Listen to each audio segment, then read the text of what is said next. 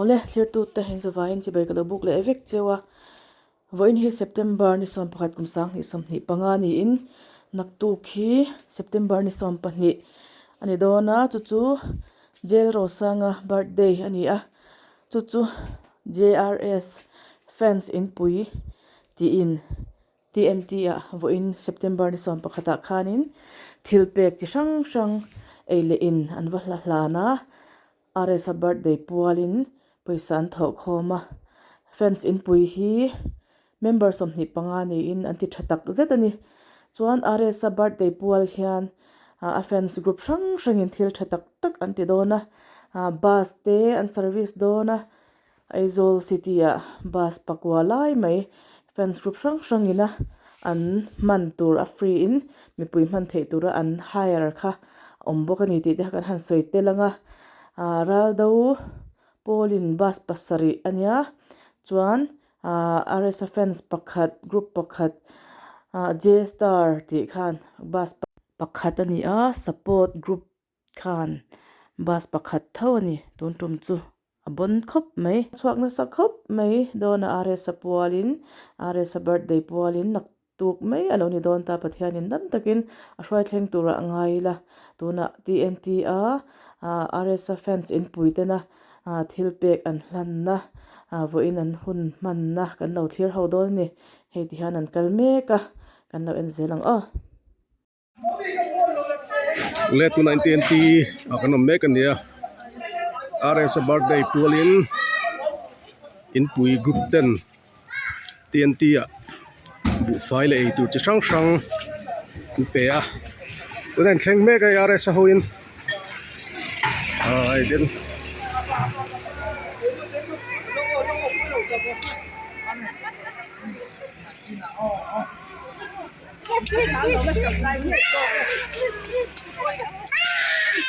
hey la mai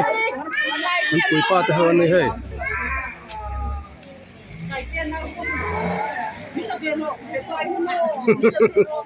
in lang vek gon lại hơn nên sao là quy gần đúng mùa đây cần đặt không bị mấy đôi nhiều ani la hi par hon lam pa ni khom na mun ani a an soidana chuanin kha min gai tina soidana khan tu soina ten nei chok ve thina fakla ten sa ve thina tin bia beram bokan ti po hi pathian tu soina chang te an lo na hria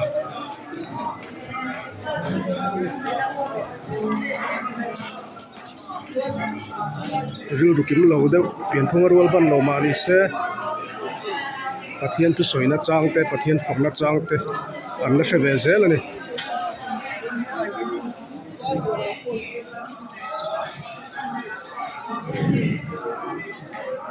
ei kon lam atanga par hun lam pang in khom na lam dan ni e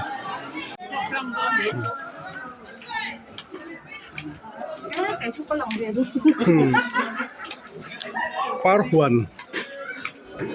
par huan lam pang an phang le meka chin khai in thil fiat to a comment vak to lo mai la ei thalak han ti lan vak po hian nuam viau lo ve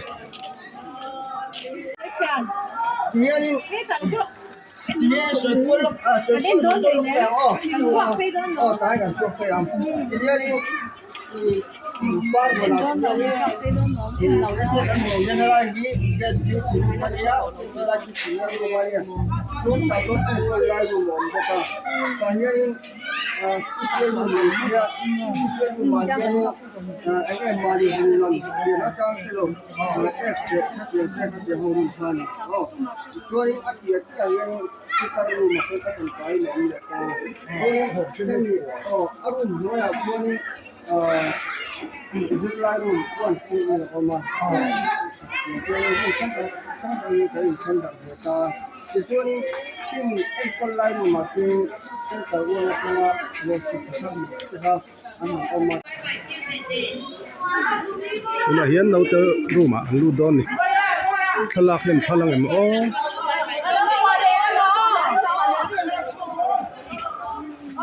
he la trang hian RSA kami lo bye ro sen ron te he lo lur man sia chule la man bye don ni hi no pangru mane ma ro chun mel tilang lo meng o kian tin start than la hai voim chu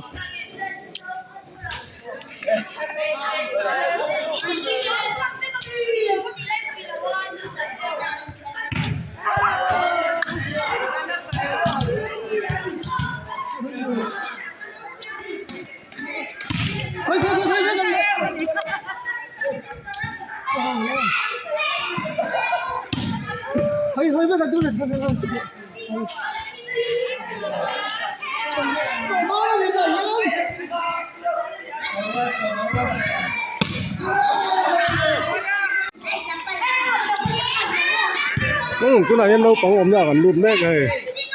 ê lâu bóng chúng nó trong khi nó bố phải đi bắt địch tập em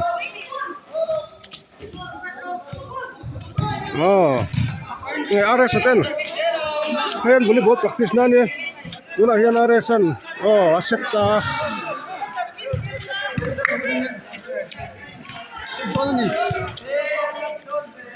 chúng là TNT setup thở pro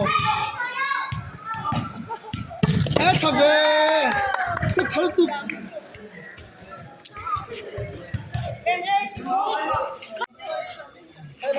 center 1 pan mega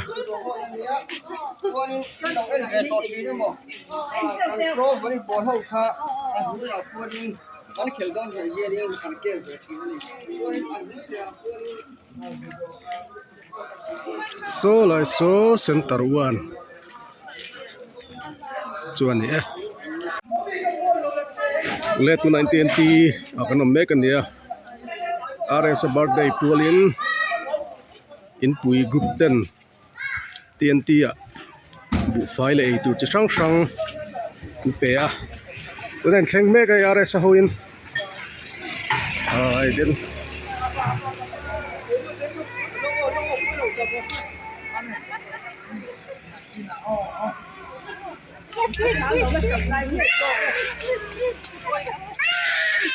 hey là mày INPUI pa te hawan ni hey